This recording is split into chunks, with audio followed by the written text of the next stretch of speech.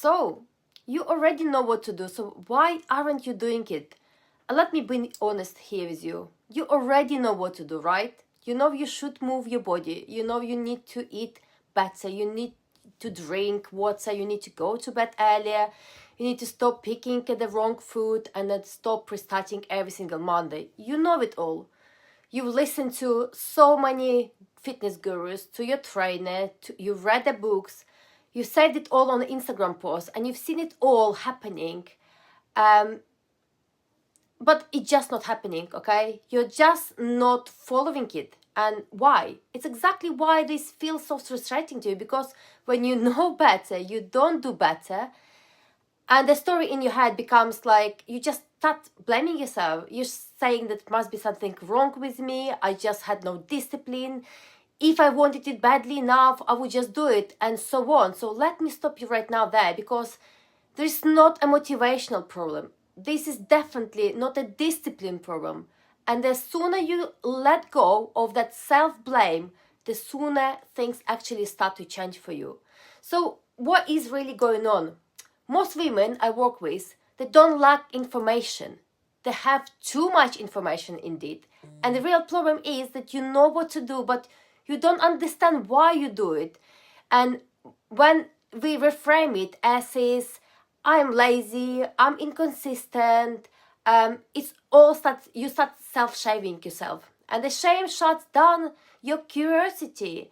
And without that curiosity towards yourself, nothing will change. You just stay stuck in the same loop.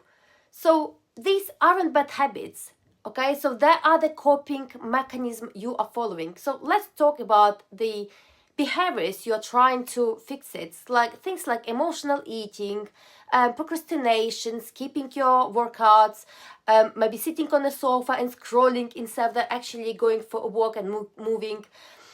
Starting strong and then stopping. All of this, they are not just random bad habits. They are the coping mechanism you've been following. And at some point of your life, these behaviors help you maybe at some time, okay? At some point, they help you maybe to regulate your stress, to numb that overwhelm if you have one, to feel safe, to feel in control. So when you keep repeating them, your system isn't basically broken. It's actually working exactly as it was designed to, as you taught it to do.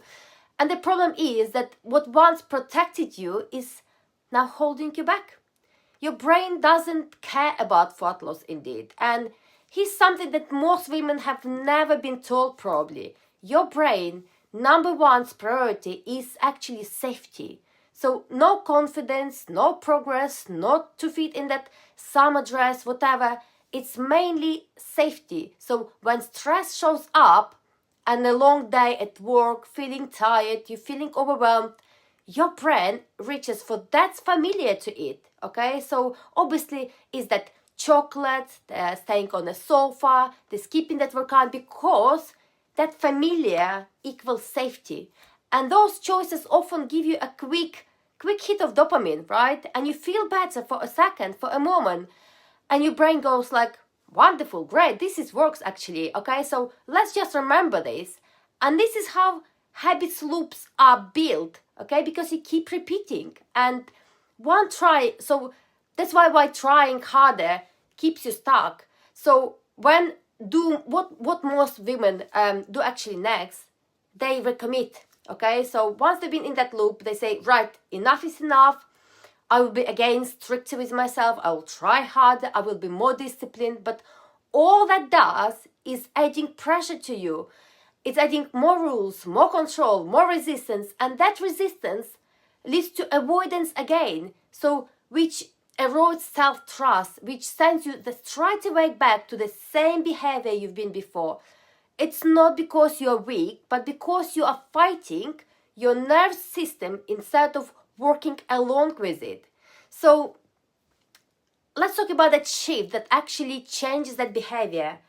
And here's what works instead much better. You need to stop trying to control yourself and start noticing little things about yourself, how you behave. That moment when you're reaching for the food, that moment when you're skipping that workout, you don't judge it, okay? You don't stop it. you just start noticing. So what actually happened just before this? So am I feeling right now? Am I trying to avoid it? What is giving me giving me in the short term? So that's self-awareness. And I think this is the missing point. For example, let's say you always snack in the evening, right? So no, you're not hungry, you know it. You snack, you regret it, of course, after, but you keep doing it, and you start noticing it only happens on why on most it will be connected to the stressful days. Okay, so you are carrying anxiety home from your work. You don't want to feel that anxiety, so the food becomes the quickest way to soothe you. Okay, so that's not lack of willpower, it's that emotional regulation. And once you see that, everything starts changing, because now the question becomes to you, what do I actually need right now? Instead of that food, instead of that snack. And maybe you need a bit of a boundary with work, a little ritual to switch it off, maybe a shower, a walk, and actually permission to feel uncomfortable without numbing it, without feeling that you need to numb that feeling. So when you meet the real need, the behavior actually starts to lose its grip. Okay, so that's why most of the plans don't help, and being it more more stricter doesn't help. That's why more knowledge, better plans, and stricter rules, they just don't move the needle for you. They don't address this coping mechanism underneath itself. But when you start building more awareness about how you're feeling, when you meet your needs in a different way, when you stop shaming yourself for this, you start creating a space, and in that space, the choice becomes possible. So there's nothing wrong with you. You've just been trying to change the behavior without understanding the system that lives inside it. So when that knowledge that you already have got meets self-awareness, that's when the habits finally starts to stick to you. And that's the work I do with you, with my clients. There is no more punishment about things like this. Should be no restrictions, but much more deeper understanding of that real change. So yes, if this resonates, share it with your friend, share it with the woman who needs to hear this. And just remember, you don't need fixing, you need understanding.